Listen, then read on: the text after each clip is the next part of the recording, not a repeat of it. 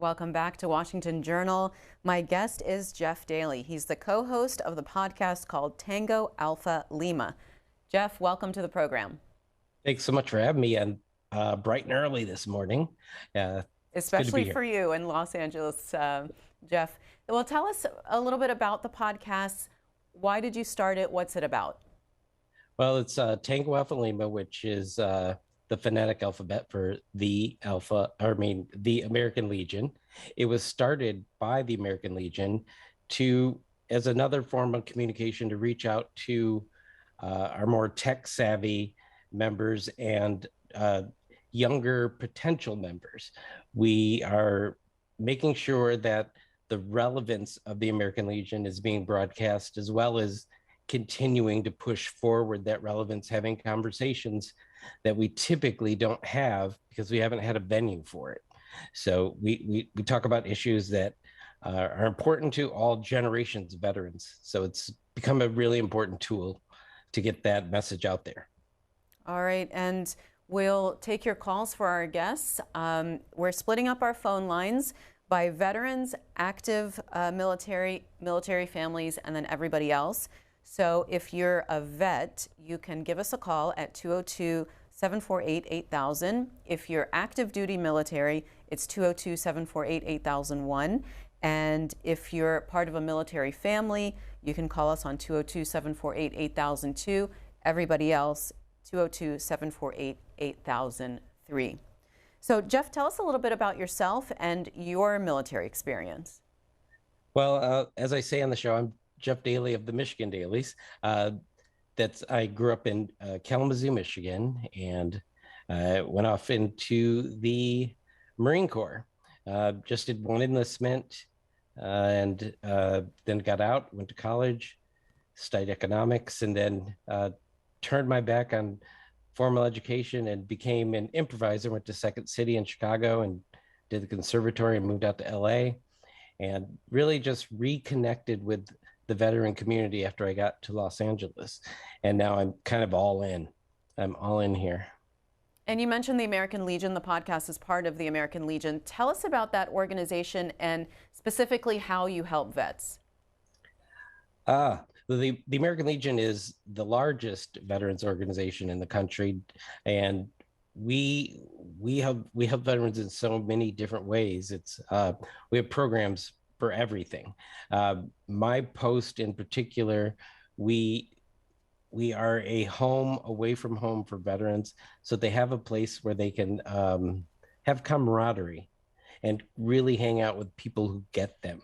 That, to me, that's the number one benefit of the American Legion, and I've been preaching that for the past month. I had some health issues, and the American Legion community really stepped up to support me.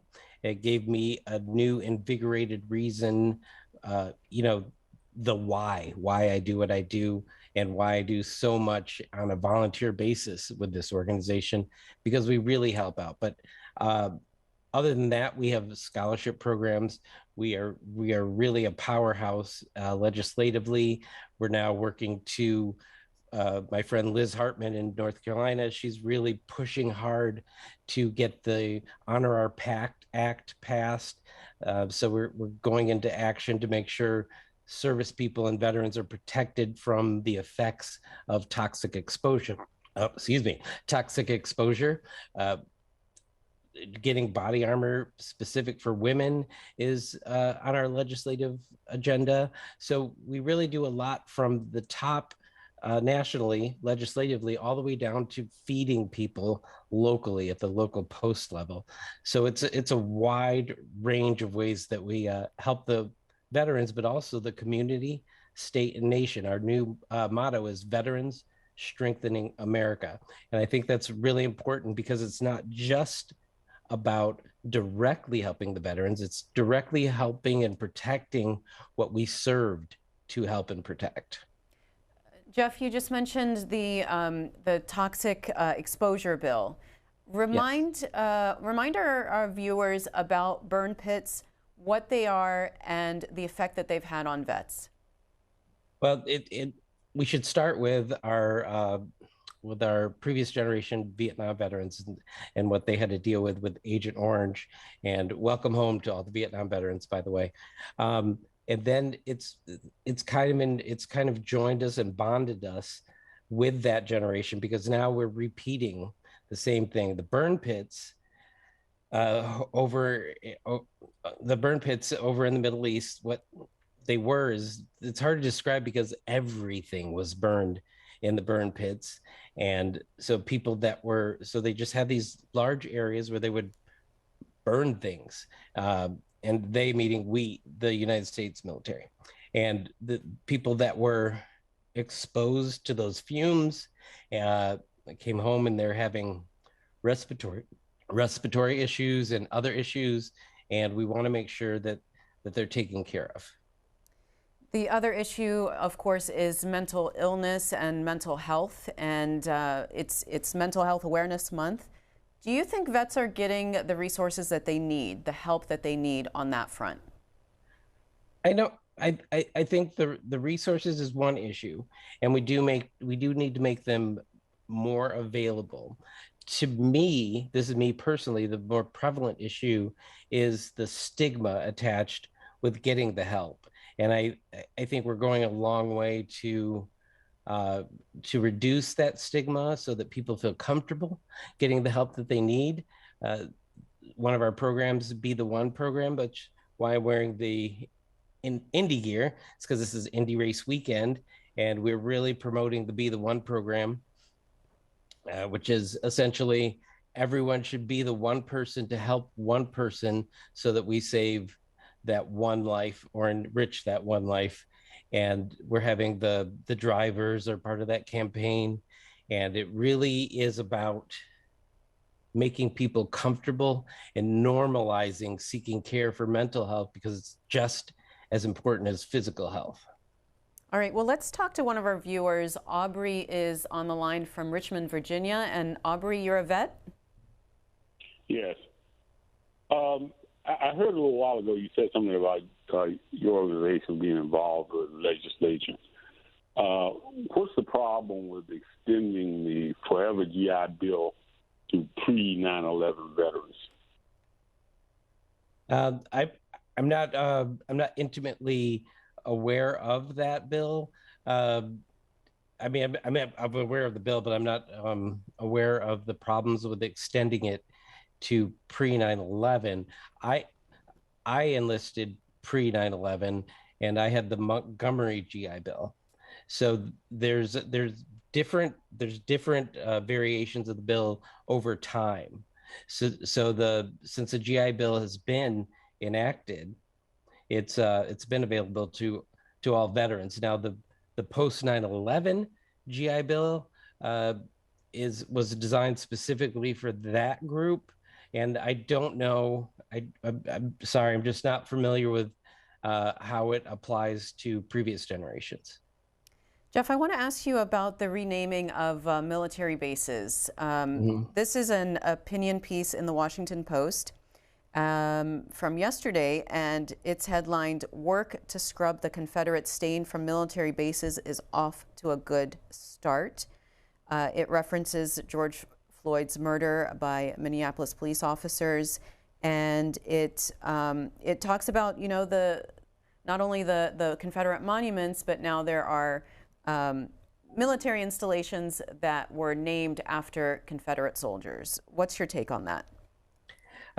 My take, and again, we have to make sure that we are saying that it's my take. It's not the American Legion's take, which I always have to make that distinction.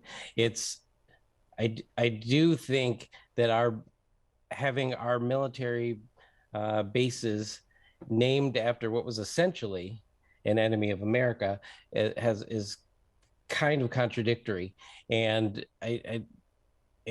we've been trying to move on from these things for a long time, and we have such a gap in America between people that we need to do something to bring them together. Now, do I think that in the short term we're going to have more turmoil between Americans because of this? Yes, but sometimes you have to go through difficult things to create a better environment. And it's a difficult thing because there are people involved that really want to honor the battles that were had, and not necessarily the ideology. Unfortunately, the two are married, and we're always going to have these debates. Personally, my personal thing is we should try to move on as much as possible. Okay, well, let's talk to another vet. Delano is calling from Conway, Missouri. Hi, Delano. Yes, ma'am. Well, I was in the Korean. They don't call it a war anymore. But anyway, we talked about mental illness. The shooting down in Texas day before yesterday. No one talks about if he was on some kind of drug. And I've listened for 2 days, and nobody even mentions that. But it has if you get on the wrong drug, you're really in bad shape, and everybody around you. And I just wanted to bring that to the attention of the listeners. Thank you very much. All right. Any comment on that, Jeff? Well, like you said, it hasn't really been brought up, so that I just don't really have much to comment on. All right. John is calling us on our line for vets from Sedalia, Missouri. Hi, John. Yeah, I'll tell you this. A lot of people never realize what the real pain in the world is. It's religion separates everything.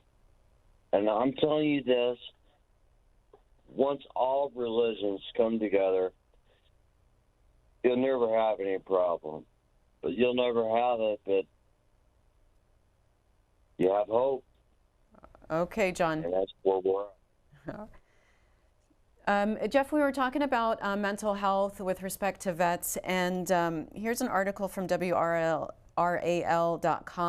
It says that the Department of Veterans Affairs launches $20 million challenge to reduce veteran suicide. I wonder if you talk about that issue on your podcast, and what's your take? We have not talked about that specific $20 million thing, but we talk about mental health awareness and issues all the time.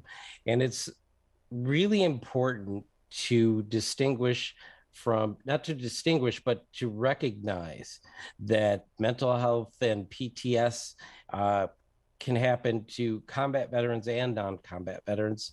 We have far too many women who suffer military sexual trauma.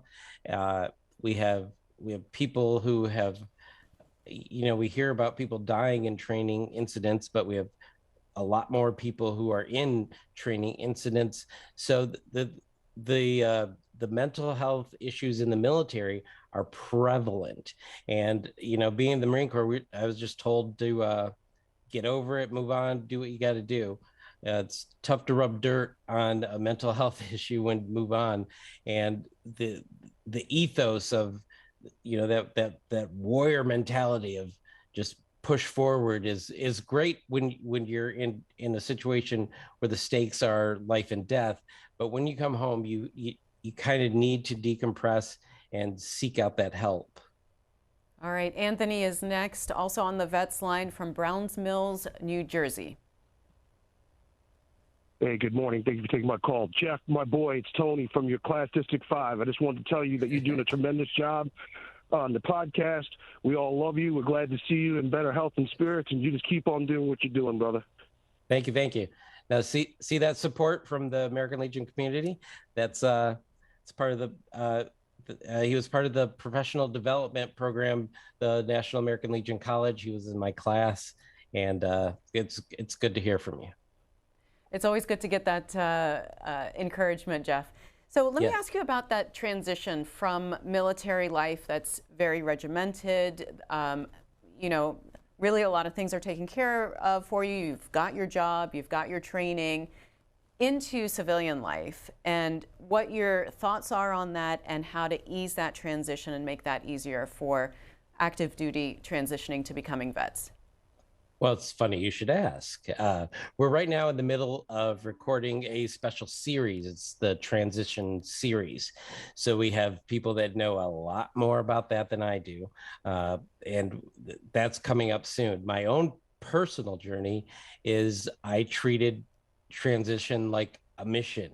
I got myself into college, was in classes within months of getting out, and just focused on getting that done. I'm not sure, in retrospect, if I really holistically prepared myself to get back out. Uh, I didn't identify with the veteran community. There's people I went to college with that didn't know that I was a veteran, other than why is this person who is several years older than us in classes with us? And sometimes it came up, sometimes it didn't. And I think now there's more resources for that. There's more support for that. And there are people dedicated to that. And you're going to hear about them on our transition series on Tango Alpha Lima. That's all of this is the brainchild of Henry Howard over there. And we put it together with super producer Holly, who people who listen to the show know who that is. And we're lining up these guests that help with job issues, with just marketing issues, like coming up with an elevator speech about yourself that translates your military experience into a benefit to civilian jobs, which we never think about. We veterans think, especially if you have a job that doesn't translate into a civilian job, we don't always typically think we're qualified for things, even though all of those experiences are beneficial in the marketplace. So the transition series, I think, is going to be a really important series. We've also had mental health series. We've had, we do these special series, and then because typically we play once a week. It's every Tuesday, something new drops. But when we have these special series, it's multiple days in a row. And one was the 9/11 series, which was super popular. And if somebody's going to jump in new, I would suggest looking for that series, and then look for the upcoming series, I think in about a month, for the transition. All right, and we're taking your calls for our guest, Jeff Daly. If you're a vet, you can call us on 202-748-8000. If you're in the military, active duty, 202-748-8001. And military families can call us on 202-748-8002. Everybody else, 202-748-8003. Let's talk to Lewis, who is in San Diego, California, and is a vet. Hi, Lewis. Hi, good morning. Wanted to make a comment about transitioning. The most important thing I think you can do is to plan. Whether you're getting out of the military or retiring, as I did, you got to plan. You got to start at least a year out. And if you're military or retirement eligible, I really believe that having a ceremony gives you the closure you need. All right. I agree 100%. And being there in San Diego, he's got a lot of company because it's a big military town. And I didn't retire, so I didn't have that ceremony. But I think if you spend 20 to 30 years in one environment, that it is, as he said, it's really good to have that closure so that you can launch yourself with momentum into this new universe, which is just as complicated and just as exciting. All right, Richard is calling us on the line for all others from Gillette, Wyoming. Hi, Richard. Hello. I just have a question. I thought naming military bases after Confederate generals was an effort at reconciliation. Is that correct or not? Jeff. I have heard that before, and I think maybe at the time that those were named, that may have been one of the aims of reconciliation. I think as time has moved on, some of those names are being used to divide rather than to come together. And frankly, I think we need to look at that and come up with the best solution possible to try to bridge the gap we have between Americans today. All right, on our line for military families is Sean from Hesperia, California. All right, good morning, everyone. Good morning. I'm a military brat from a large military family of uncles, brothers, family members.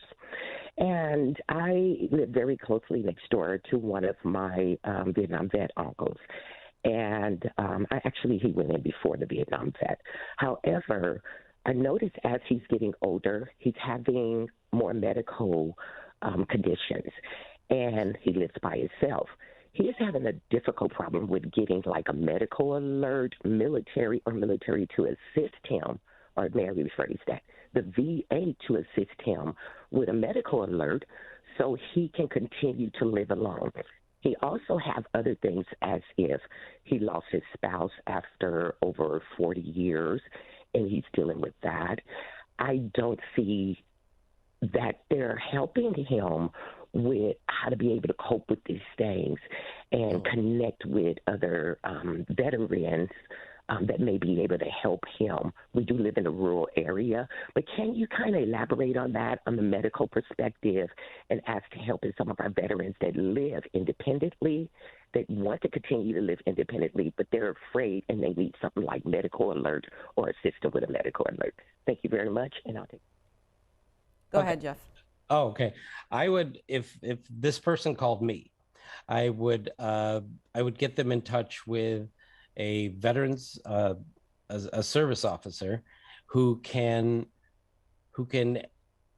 act on their behalf, and because we are not the VA, but we do interface with the VA, so that maybe a service officer can help them to figure out what it is, what benefits they're eligible for, like this, and to get that taken care of for this Vietnam veteran. Again, welcome home.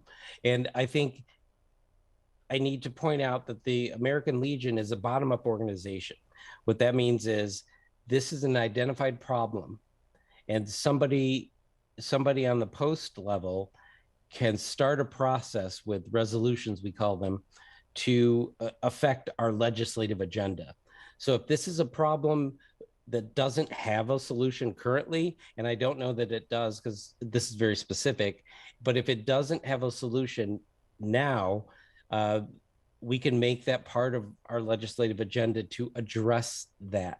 And also, if somebody's interfacing with the American Legion with a service officer, we can have some communication directly with the VA, so that this person can at least have someone to talk to about it, to figure it out and figure out what their options are. There are so many options. I learn about new resources every day, and I'm in deep in the American Legion, so in the veteran community. So I have a lot of access to a lot of information, and there's so much out there.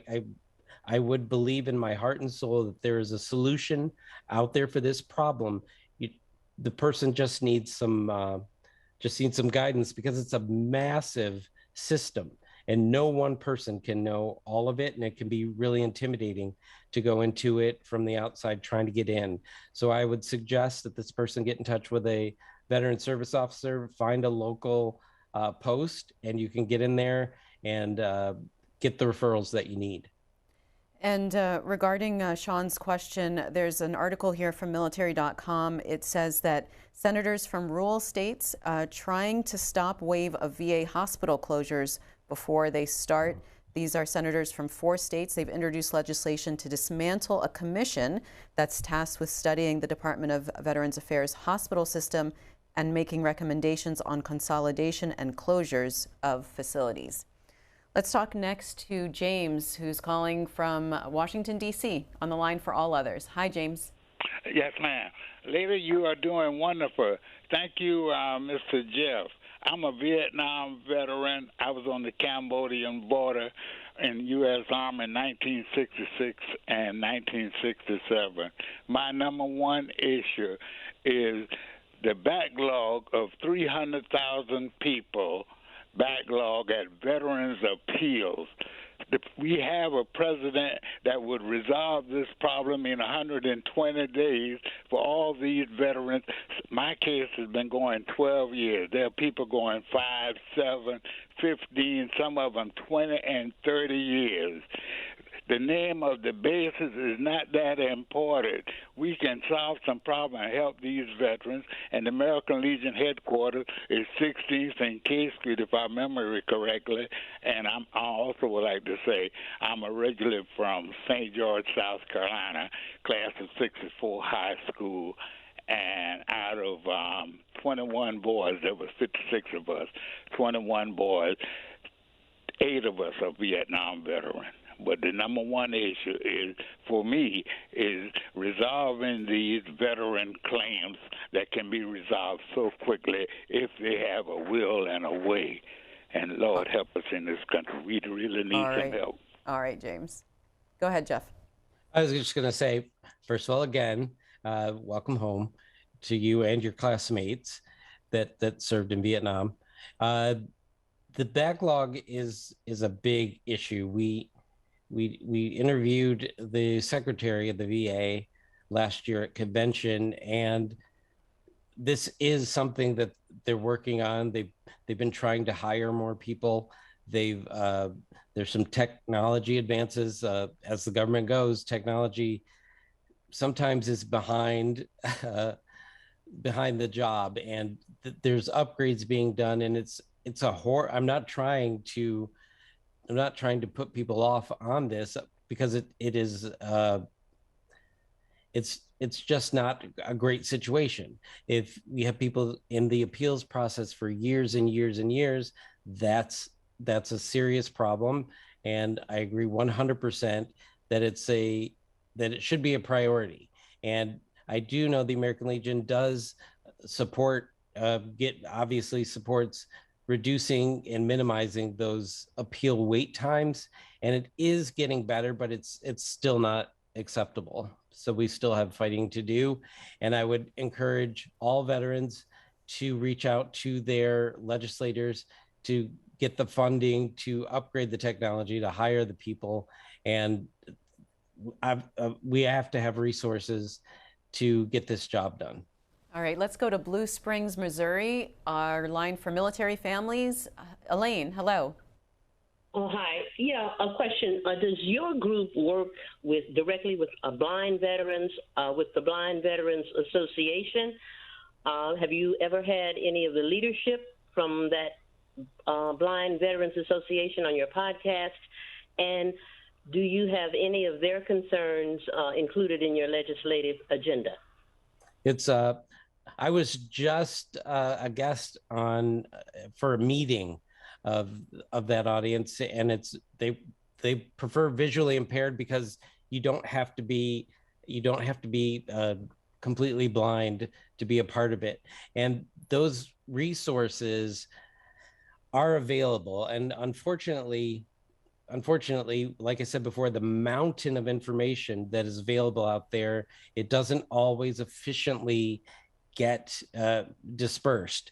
Now, I promised them that I would communicate this issue of the visually impaired not being that information not being readily available at local posts, because it's very important if you have someone that comes in that's visually impaired, that you can connect them to resources. And there are resources. The VA has programs specifically for that community. So right now, again, this is not a problem of a lack of resources or a lack of programming.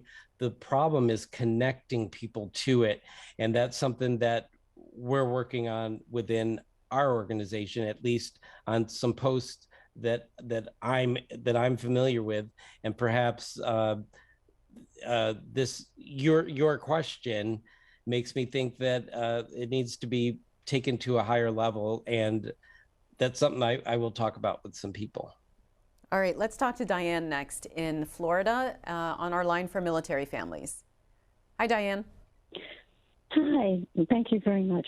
He answered most of my questions concerning the military families. I am a widow of a flight surgeon and a veteran of the Gulf War, and it's very difficult to even get survivor's benefits. So again, I see that he is addressing that issue as best that they can. I have a wonderful resource officer. However, I am being stopgapped by these letters every 45 days that say, it's under review, it's under review. I've asked if there's anything else that I can supply that will help to move this along, but I'm not the only one. There are people that have been trying since the 80s to get their benefits, and I just don't understand why, when we have these wonderful computers and all of these people being trained in technology, that every 45 days with a stamp on it, you're told it's still under review. Thank you very much for taking my call.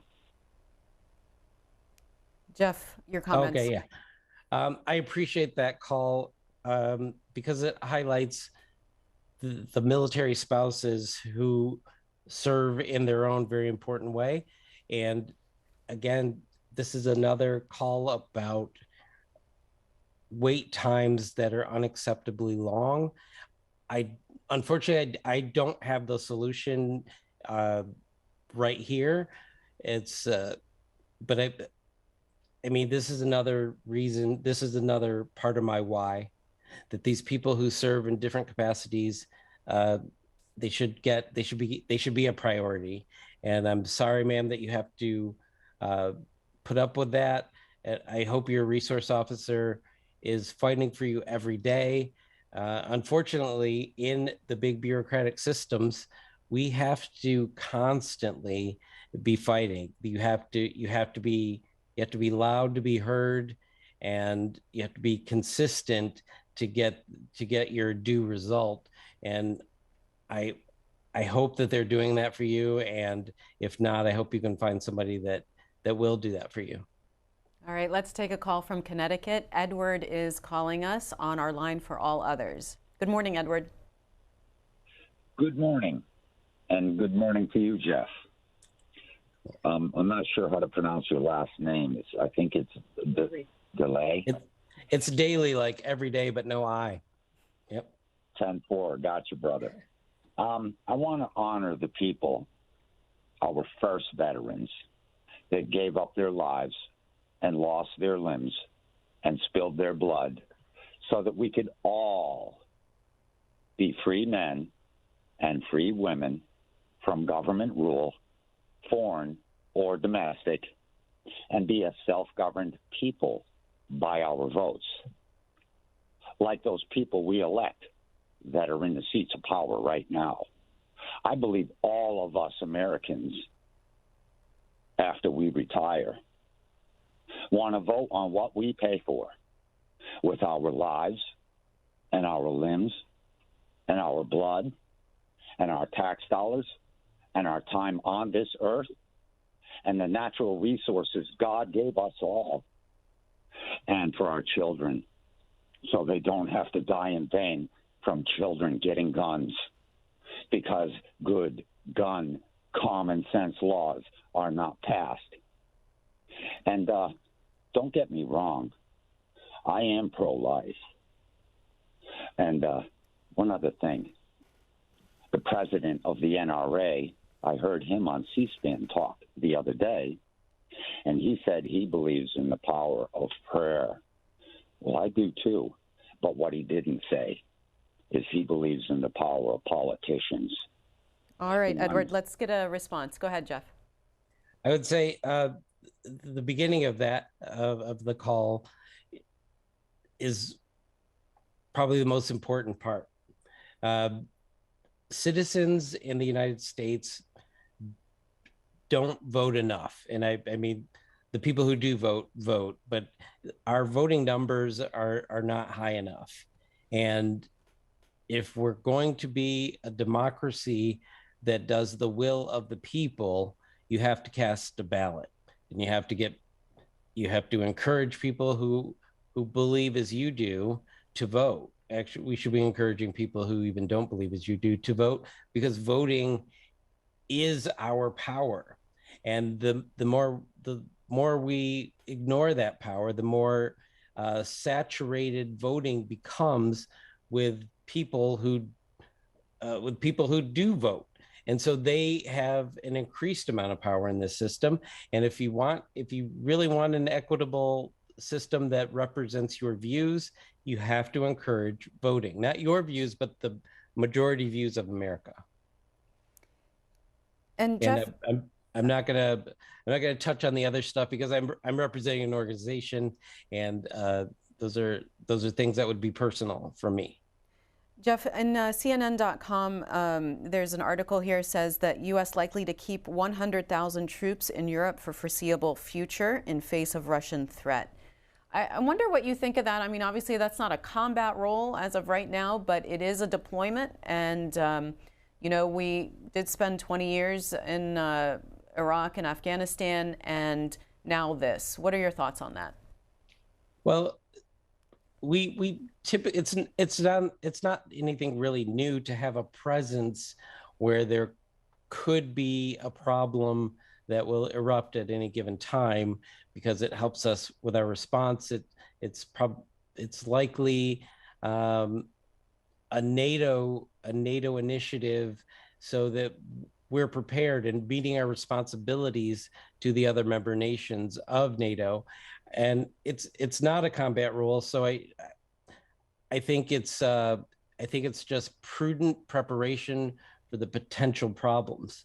And I don't have strong feelings for or against it, other than I think that our mission is to always be prepared for any kind of conflict. And right now we've seen from the nation mentioned that aggression is part of the norm for them. So we do have to have a presence, and we do have to have the ability to communicate that there will be consequence for action, and that we will also protect our allies.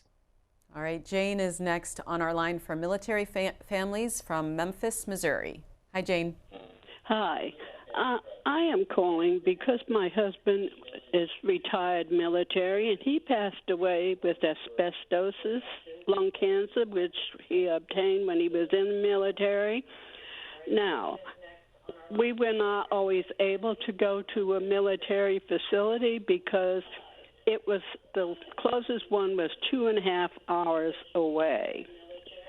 So I'm wondering what they're doing about better access for people who live this far away. 2.5 hours, and with gas prices today, I just can't imagine what it is like for them.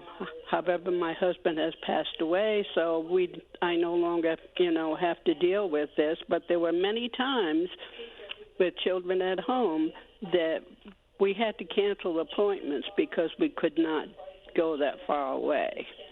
All right, Jane. Thank you for hearing me. All right, Jane.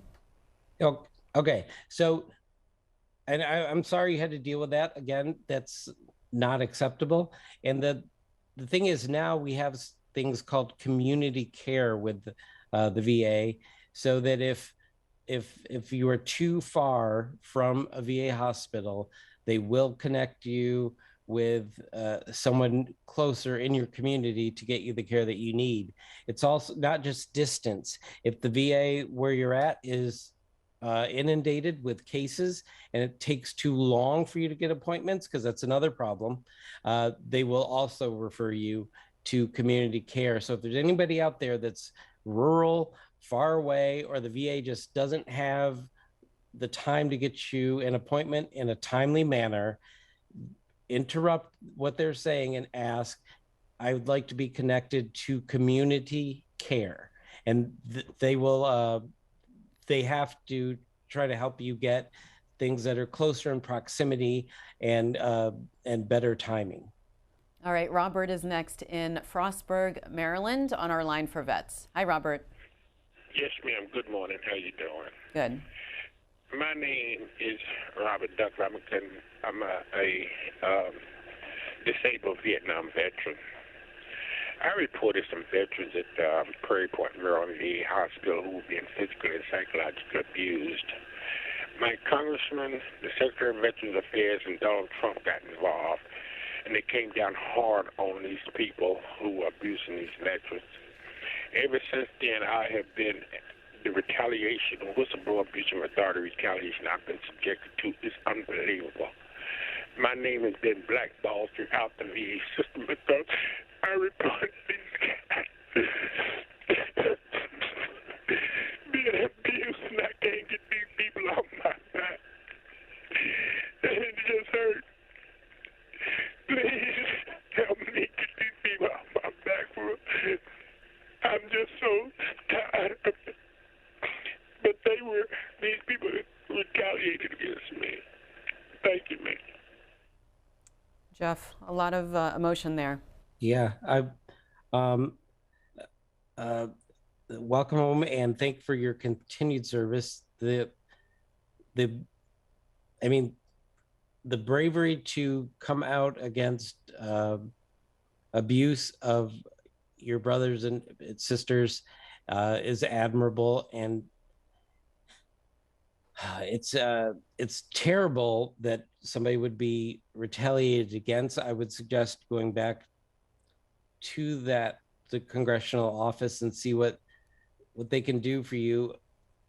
I mean, there are bad people out there, and I hope that you have some good people around you that can support you. If not, please find a veterans organization close to you. Obviously, I think I've chosen the American Legion, but if there's someone else closer to you, get involved with them so they can support you. And also, that's a great network to combat some of these things, because doing a good thing should not encounter negative consequences. But unfortunately, there are bad people out there.